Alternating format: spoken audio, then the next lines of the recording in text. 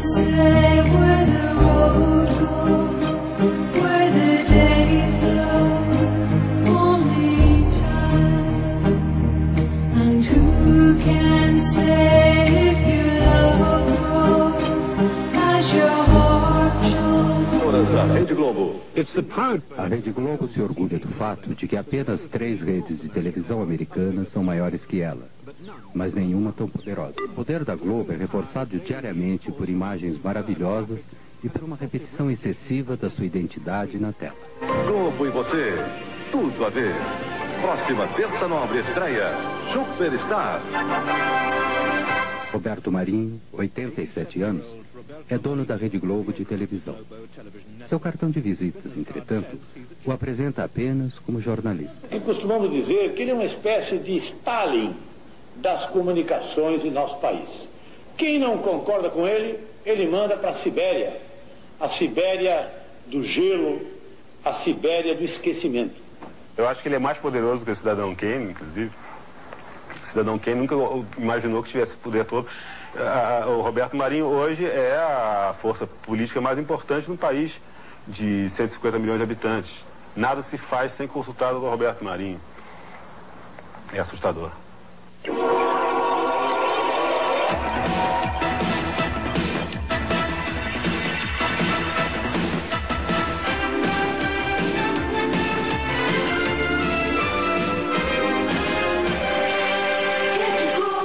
O presidente da República, que tinha a exclusividade dessa concessão, destinou esses canais de rádio e TV aos seus amigos, aos seus correligionários, aos representantes dos seus grupos políticos nos estados, nos municípios. E isso sem qualquer tipo de critério. Não foi utilizado um critério social, né, de as instituições educacionais, absolutamente. O critério foi um só, o favorecimento político. Se eu fosse o presidente e se tivesse o poder de dar uma licença ou concessão a alguém, eu jamais a daria a um inimigo. Calcula-se hoje que cerca de 2/3 dos canais de TV sejam controlados por políticos, direta ou indiretamente. Não há nenhum impedimento a que o político seja dono da televisão. O que há, porque nós temos muito regime do formalismo e do faz de conta, o que há é a proibição de que o político seja o diretor, mas não o dono. Note bem, eu posso ser deputado federal ou governador do estado, tenho uma televisão e ponho lá ou meu filho, ou meu partido, meu correligionário, ou meu empregado, como se fosse o diretor, mas eu próprio, não sendo o diretor do ponto de vista formal, sou em verdade o controlador da empresa.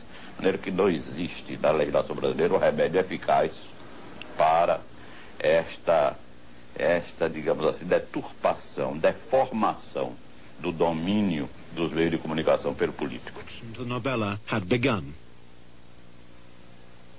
Já poderão então ser concretizada, embora em parte, a sua mais sentida e justa reivindicação. Em março de 1964, tendo como pano de fundo a insatisfação social, o presidente João Goulart anunciou algumas estatizações limitadas e uma tímida reforma agrária durante um comício público. Começava assim a contagem regressiva para um golpe militar. A direita foi às ruas. Em São Paulo, 500 mil de pessoas participaram da Marcha da Família com Deus pela Liberdade. Alguns dias depois, no Rio, marinheiros de esquerda ameaçaram uma rebelião. O golpe militar começou em 31 de março. Centenas de pessoas foram presas e, entre muitos outros, 3 ex-presidentes perderam todos os direitos políticos. No Nordeste, como em todo o Brasil, de norte a sul, a Revolução Democrática venceu. No dia seguinte, o embaixador americano informou Washington que a suposta Revolução Democrática tinha tido 95% de sucesso. A Escola Superior de Guerra, o cérebro dos militares, estava por trás do golpe. Foi criada a partir do modelo da Escola Nacional Americana de Guerra e se inspirava em sua Guerra Fria anticomunista. Mas a escola brasileira, ao contrário de sua equivalente americana, tinha membros civis, empresários, tecnocratas e políticos.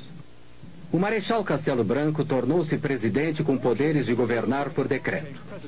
Em 1965, a democracia multipartidária foi oficialmente extinta. Uma das primeiras ações da ditadura foi estabelecer o Serviço Nacional de Informação, o sistema nervoso central do Estado autoritário.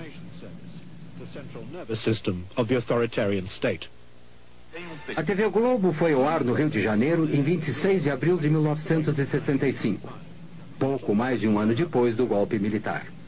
Nem sequer sonhava com uma rede de televisão. O que existia era mesmo a TV Globo, Canal 4, Rio de Janeiro. Roberto Marinho era o dono da emissora. Seu pai fundou o jornal O Globo em 1925, mas morreu logo depois. Seus filhos herdaram o jornal. Aos 26 anos, em 1931, Roberto Marinho tornou-se diretor do jornal. Na década de 40, ele inaugurou a Rádio Globo. Marinho obteve sua primeira concessão de TV em 1957, do presidente Kubitschek, cujo governo ele apoiava, e a segunda de João Goulart, cujo governo ele ajudou a depor. O Globo tinha uma posição de apoio aos governos revolucionários, porque o jornalista Roberto Marinho, apoiou a Revolução de Março de 1964, desde antes de ela eclodir. Ele foi revolucionário de primeira hora e continuou, portanto, como revolucionário, a apoiar os governos da Revolução. Embora ele se considere um jornalista, Roberto Marinho é um empresário, um astuto empresário. Isso é uma coisa. Outra coisa, acho que Roberto Marinho pode ser considerado um realista. Em 1962, Roberto Marinho assinou um contrato de assistência para a TV Globo com o grupo Time Life americano. Time Life tinha alguns interesses menores na Venezuela, Argentina e aqui no Brasil.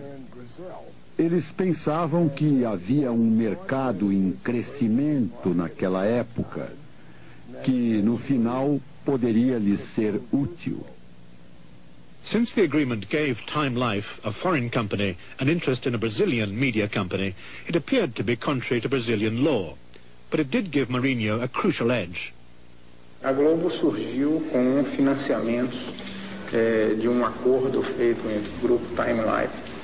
E esse financiamento chegava a um ponto de que a estação, a emissora Globo, no Rio de Janeiro, a emissora, ela tinha uma montagem de recursos da ordem de 6 milhões de dólares, enquanto que a melhor estação de televisão do grupo da Tupi, que era a segunda maior rede na época, a melhor tinha sido montada com 300 mil dólares. Quando o segundo presidente militar, Marechal Costa e Silva, assumiu em 1967,